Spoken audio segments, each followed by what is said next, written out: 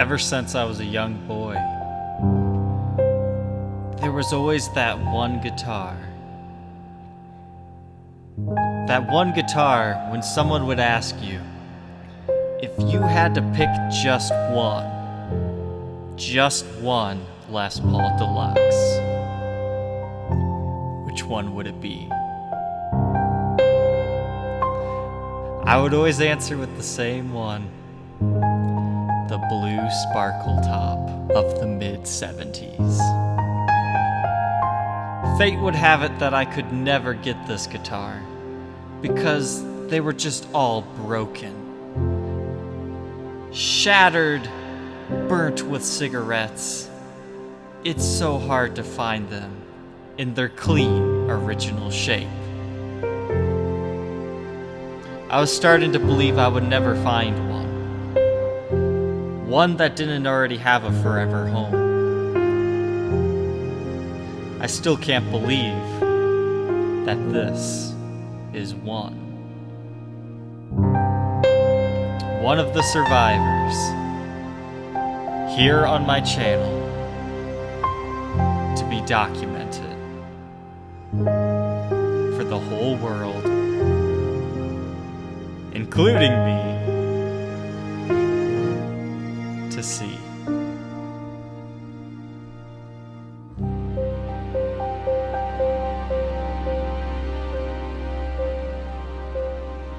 All right, let's review this guy. Welcome back, troglodytes, to the Trogly's Guitar Show. The holy grail of Les Paul Deluxe. The Sparkle Top. These were made between late 1974 all the way through about 1977. So first off, the Les Paul Deluxe. What is this? The Deluxe was birthed in 1969. So you had the 50s models, right? All the way up to the burst, discontinuing into the SG.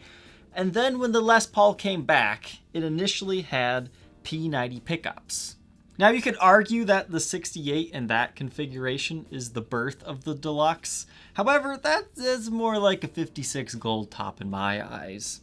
But in 1969, due to Gibson's parent company taking over Epiphone, they put the Epiphone mini humbuckers in here. Yes, that's right. Mini humbuckers originally came from the Epiphone company. But keep in mind that Epiphone was not always just an import brand company for Gibson. Back in the day, Epiphone was considered big competition. If you have not tried a coronet, you need to, because those things are just fantastic. They're basically a double cut Les Paul Jr. So as far as pricing goes, a 69 gold top deluxe, all original, in excellent condition, is usually the most expensive deluxe that you can buy. However, the second most expensive, these guys. Sometimes they can be the first most expensive too, depending on your color and condition and whatnot. So what finishes were available on a deluxe when they were introduced? Well, initially it was just gold. Eventually they threw in the cherry sunburst. You've got natural and wine red, as well as a tobacco sunburst, as well as the uncommon walnut and straight cherry finish. And then there was the sparkle finishes. There's red, blue, and very rare gold and supposedly green.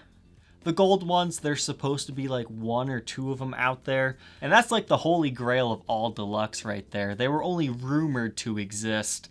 But one did show up for sale last year. And it was just so beautiful. But the thing is, you know, gold tops are kinda sparkly anyways. So somebody might own a sparkle top gold deluxe and not even know it.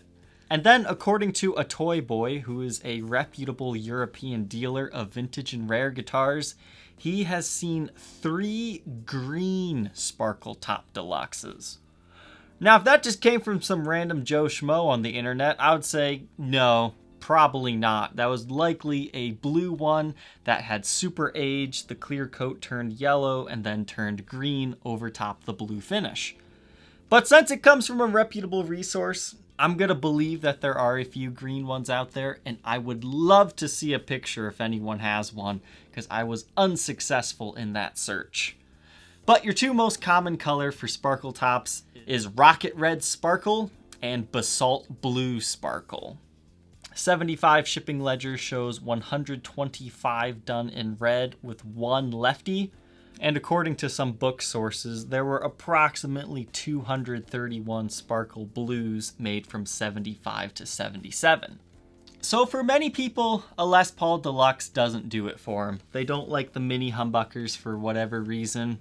Sometimes it's the look, sometimes it's the sound. And the only Les Paul Deluxe I've ever pined after owning was this one, the blue sparkle top. This has been the guitar of my dreams, and it has been a really, really difficult time finding one of these. Because let's do a little bit of math here. We have a beautiful glam rock sparkle finish from the 70s, which is crazy. That led to a lot of these being used. And what happens when you got a guy going, woohoo, yay, on stage a lot? Your headstock breaks. Nearly every single example you will ever find on the market has a headstock repair. I finally found one that hasn't had its headstock snapped off. Why do they all break? Well, I finally know now that I've had this in my hands. These necks are super pencil thin at the headstock area. It's no wonder they all snapped. One good ding and it's just gonna go flying off. I mean, this example has some finish checking by the headstock, but no actual cracks or breaks. But as the neck goes up, it gets a little bit chunkier, so it really is quite an interesting and nice profile. The next problem you'll see with these Sparkle Top Deluxes is, once again, mini humbuckers. People don't like them, so they route them for full-size humbuckers, and then you don't have a Sparkle Top Deluxe anymore. Then there's the infamous Kaler route, so that just ruins it. And then there was one that just sat on Reverb and eBay forever. It had like a burn mark right here on the sparkle top, and that just ruined that example for me. And then there's the people who would get these guitars and be like, ugh, sparkle top, I want 70s brown. And they would refinish them. There was one of those recently. I saw it get listed online, and then I saw it at the Ohio Guitar Show. That dealer, they were just buying a Les Paul Deluxe. I don't think they knew it was refinished, but when they pulled the pickups, it blew their mind that the sparkle blue was still in there, so they had it refinished. I'm not really interested in a refinished example, but I was so happy when I saw this one show up, and I knew I had to just buy it. For documentation, and because whenever somebody would ask me, what is the one guitar that you want that you have never owned? And the number one answer was always the Blue Sparkle Top Deluxe. So what's my new answer for that? Well, I have like a list of guitars that I think are the quintessential collection guitars that any hardcore collector should fulfill. Those are guitars like the 2550, the Artisan, Artist, Heritage 80, Sparkle Top Deluxe, Spotlight Special, Brazilian Rosewood Top Custom, prehistoric reissues like the Dealer's Leos and Guitar Trader, the 76 Limited Edition Explorer, the Medallion Flying V, the Les Paul, and the Super Custom Super Standards. And I've owned them all. Well, except for the Medallion V anyways. But my new answer for that question of what one I want is a white Les Paul Artisan. If I remember correctly, there were 10 made and they have black binding. I would love to document that extremely rare finish. But I would also like to track down the other 3 Sparkle Top Deluxes as well. These things in repaired condition usually still sell between like $3,000 and $4,000. So when the rare example does show up that is all original and doesn't have a headstock repair and it's in great shape, asking prices for them will near $10,000. Now, they don't normally sell that high, but these are still very expensive guitars, usually selling between the 5 to 8 range, depending on the specs and condition. Now, if you can't afford an original that's not been repaired, and you don't want to rock a headstock repaired one, there have been various reissues. Sometimes it's just a special run from the custom shop. They'll like build these to R7 and like R8 specs. But something that was really cool, Michael Doyle, the vice president of Guitar Center, actually recently worked with Gibson to get these things reissued. Basically, this was his first good guitar. He had a great Marshall amp, but a cheap Les Paul import copy. So he looked through the classifieds. He was never really impressed with any of the Les Pauls he saw, but he saw one that was advertised as Rocket Red Sparkle, and he thought that is a rock star's guitar. So before he even saw that thing, he sold his car, hopped on a train, and went to go check out that Rocket Red Sparkle, and he loved it from when he got it. Now, he'll admit, over the years, he did some crazy things to that, including routing the bridge pickup for a humbucker and installing a coil split switch. He didn't end up really liking the tones that produced. And then he gave it to some guy who shaved the neck not so very well in order to get that really thin neck profile. He regrets all that, but he still has that guitar. And I'm just so appreciative of him working with Gibson to reissue a somewhat obscure Norland era model. Now, he doesn't call it a reissue because he changed a bunch of specs to make it more 50s, probably because that's easier to market as a company. So the Tribute has a two-piece body. It has a center seam. Whereas the originals will usually have a pancake body, which is a mahogany maple mahogany sandwiched body, but it gives you the illusion of one piece from straight on the back. He gave the Tributes a dish carve, whereas the original ones are a little bit flat. He opted for a one-piece neck, whereas the originals here will be a three-piece mahogany neck. He changed the headstock angle from the Norland era 14-degree pitch to the vintage 17-degree. He had them take off the volute so you no longer have that protective little hump right here. And lastly, instead of having a decal serial number or the stamped one, he just had him do the regular custom shop ink stamped one. Guitar Center commissioned 75 of each of those colors in Basalt Blue and Rocket Red Sparkle. I was surprised to find those only retailed at $3,500, and they still have some available if you'd like to purchase one. I would have figured for sure that they'd be about $5,500. So, speaking of specs and spec changes, since these were kind of made in a transitional period of time, the earlier ones will be made in the original Kalamazoo factory, whereas the later made ones were made in Nashville. So that also means the early ones will have the ABR1 bridge, and the late ones will have the Nashville style. The later ones will have a one-piece body without the pancake construction, but those ones will also then have the less desirable maple neck.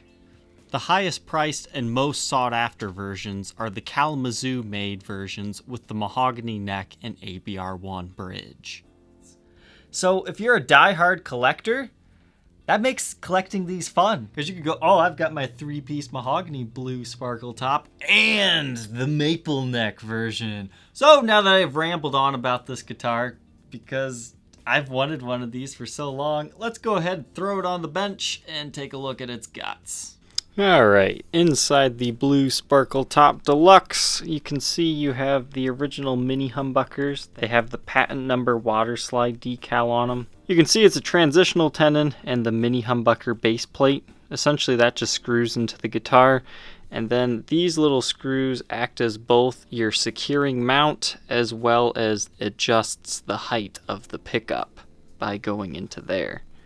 And that's true in the bridge pickup cavity as well. No fancy markings or anything, but that's how you know it's the original blue finish. You can see the slight blue on the edge of the route there, and here is your bridge pickup. The original Gibson ABR1 bridge is inside the case, but you can see it's collapsed a little bit, so it has been replaced. And this looks like a modern day example, so not a huge deal. You could put the original one on if you want, but we'll leave this on for better playability.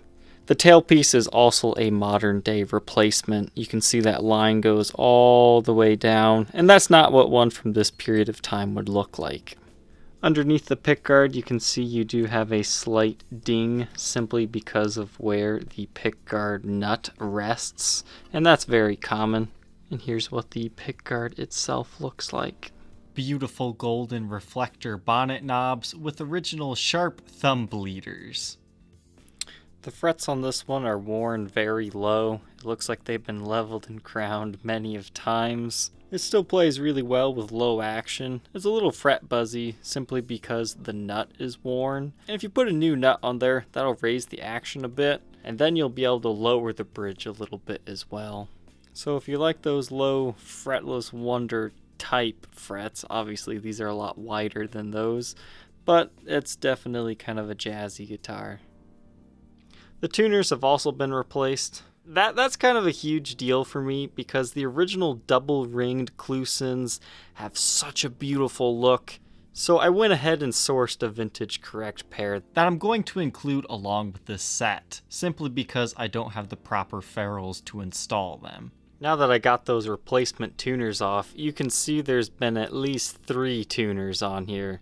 The original Kluson set, and then the imprint here is from a Grover, and then somebody put this type of Kluson set on. And if you're wondering what all this brown staining is, it just happens in the early 70s. I really don't have a good explanation for it. We kind of talked about this with a 74 SG, but that is unfortunately completely natural and not a touch-up of any kind. The jack plate on this one has also been replaced from plastic to metal, and you can see some of those screws are also changed. Back plates are the correct brown ones, and you can see somebody put Schaller strap buttons on here. And inside the back control cavity here, absolutely beautiful. Untouched, unmolested, that's nice. What's cool is you have 2 74 dated pots, and then this one's a 75. This one I could not get a reading, so that likely means this one was made in like late 74, early 75. And we have a maple top with a sandwiched mahogany maple mahogany body with a rosewood fretboard and a mahogany neck. Now that we know just about everything I can tell you about this guitar, let's go ahead and hear how it sounds.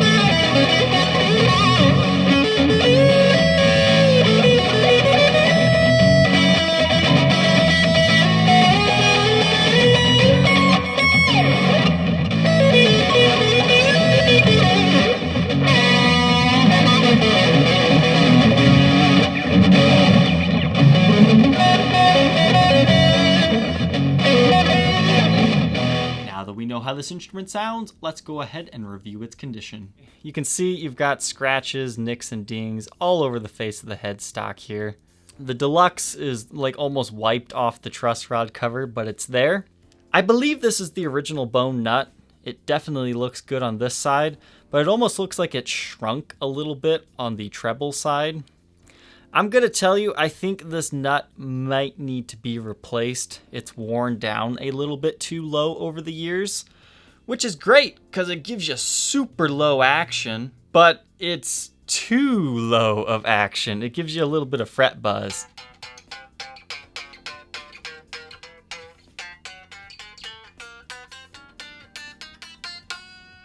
And despite this acoustic fret buzz, once I plugged it in and started playing it, I really did not notice it amplified.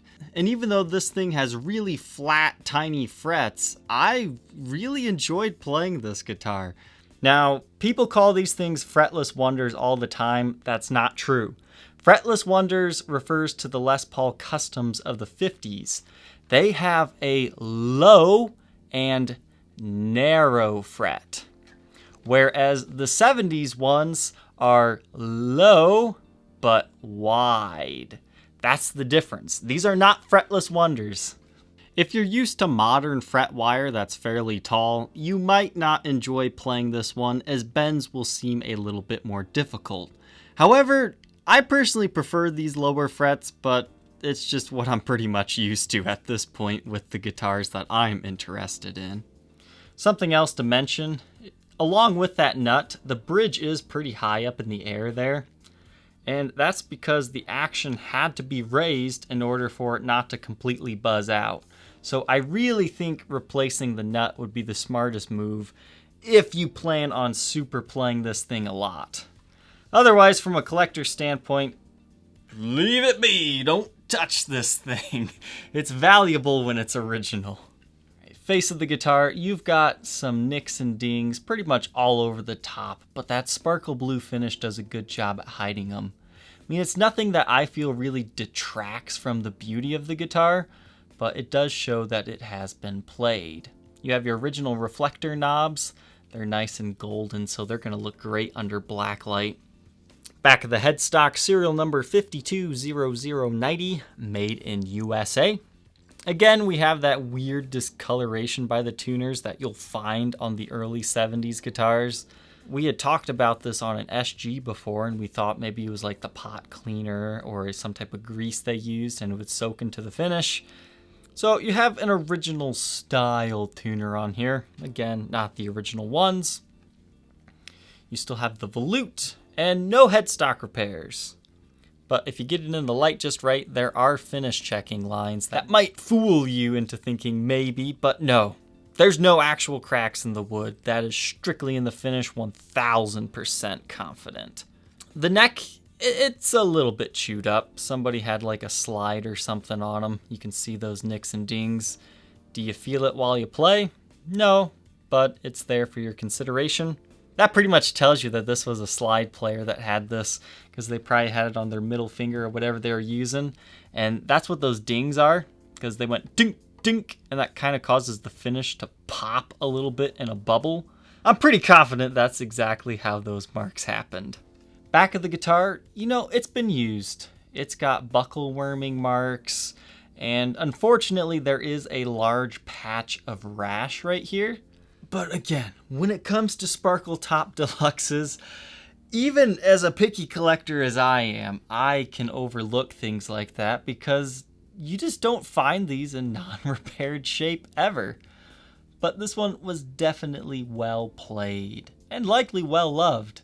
Now we'll take a look around the edges here. There are no separations or split to the pancake body, which is something to always look for. Got some indentations right there. It has shawlers on it currently. But it's pretty inexpensive to pick up an original set if you wanted to further restore this guitar to 100% originality. So now that we've seen the condition, let's move on to the blacklight test. Under blacklight, everything is looking beautiful here. No worries about this being a refinish. And that's something you gotta watch out for too. People just buy these deluxes and refinish them really good to try to fool people, because it's worth the effort due to how much collectors will pay for these. Plastics glow the way I would want to see, as do the knobs here. And we'll get a comparison to the top, exactly what I want to see. And you can see some worn through finish right there, as well as the other nicks and dings around the edges. Neck joint also looks good here. We'll take a run up the neck. Again, you've got the dinging to the finish, as well as the other light impressions. But here's the big thing. See, no headstock breaks, cracks, or repairs. Again, you've got those little tiny finish check lines in kind of an inopportune place.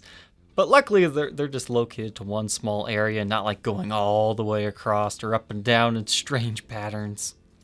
And the back of the headstock's looking good. Take a look around the edges to see some of the wear and tear as well. But everything is just perfect on this example. I mean, besides the slight fret buzz, I mean, this thing, it's really is. I couldn't ask for a better example. Except for the whole tuner situation. Nice. This instrument comes in an era-correct Gibson hardshell case. It came to me in a Gen 3 chainsaw case with brown interior. Despite that being a nice and protective case, that's 100% not correct for this guitar. So I gave it one that's like 80% correct. It was a 1977 Les Paul Custom in Natural made at the Kalamazoo factory. This was its original case, so I played swap-a-roo with that before I sold that custom. Because I thought this case, it matches the condition of the guitar, like it would have been used. I mean, I'm sure after I sell this guitar, it'll probably be advertised as original one more time. Because you can see the Tolex has been worn, but your top 3 latches are present and functioning. However, the back one is completely missing. You can see the back of the case is also pretty road worn. I just thought that was like a perfect fit for this guitar. It almost matches it perfectly. And then instead of brown, we have a red interior. And that really helps pop this blue finish. So we've got some heel support here, single neck rest, which is the reason why I don't like these cases, but everything else definitely fits well. It secures the guitar, and I'll give you extra bubble wrap to really snug up the fit. Inside your case compartment here, we'll sleep those original style Kluson tuners if you decide you want to buy the original ferrules to put them in. There's your original bridge, and I even have some original case candy for this guy. The Gibson guitar strings advertisement here, the case key, and the Gibson warranty card. However, it has not been filled out for anything, so if you want to write Sparkle Top Deluxe, you can, but for now it's just an empty warranty pamphlet. I think that's just such a beautiful sight right there. I think these originally probably would have had the purple case interior though, so that's why I say it's like 80% accurate. But being that these were made in a transitional era, it's definitely possible that this is an original style as well. If you think you might be interested in owning this non-repaired Les Paul Deluxe with the very rare Basalt blue sparkle finish, feel free to check out that link in the description and break my heart by buying it on Reverb. Thank you, Troglodytes, for watching. Don't forget to like, comment, and subscribe, and we will see you on the next episode. Take care.